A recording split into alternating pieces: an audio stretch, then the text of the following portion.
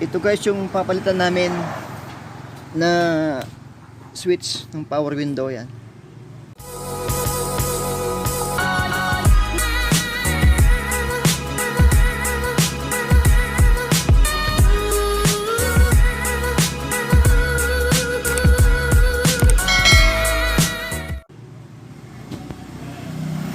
Ito yung sa may left side, tapos ito sa may right side.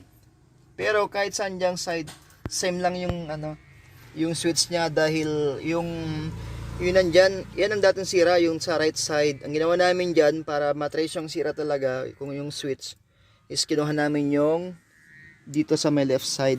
Kaya makita nyo wala siya ngayon. Bineklas namin yung dito kasi working to dati. Nilagay namin dun sa may right side, gumagana naman siya. Kaya yun, ito yung gagawin namin ngayon guys. Ito guys yung yung tinanggal namin dun sa may switch ng power window. Ngayon naghahanap kami sa surplusan dahil mahal to sa guys, sa online mahal. Ayan, sa may surplus. Meron to, sabi ni Manong, hanapin namin. Ito yung nabili namin, surplus. Yan. Ito yung luma.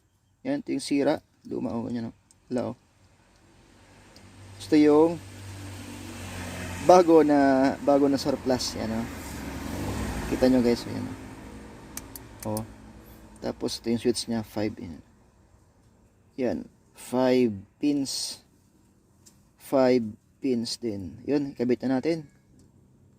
Yan, ito, alisan lang tong lock, yung screw na yan, tapos yung dito, tapos pagkatapos yung matanggal yung dalawa, iangat lang yan, may mga clips lang yan sa ilalim. Yan, iangat lang natin para yung clip niya matanggal. Yan, ganun lang. Tapos dito, pagkatapos matanggal yung mga clip, iangat. Ito yung binili namin na surplus. Testing natin ngayon kung gumagana siya. Sundan lang yung pattern. Yan. Yun. Tapos subukan natin mamaya.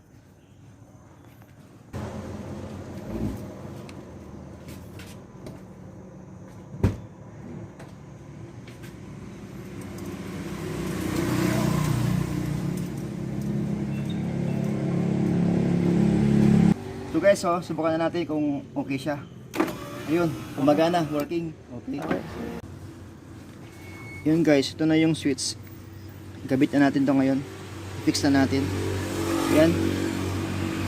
Ang gawin natin guys, ito, pasok dito. Yan. Yan. Ganyan mangyayari yan. Ayun guys, okay na siya. Naikabit na natin. Ngayon, subukan ulit natin yung yung switch kung okay na. Yan. Yan, gumagana. Yun. Yun guys, yung ito yung content ng ating ngayon vlog, yung pagpalit ng switch ng power window ng Honda City 97. Okay.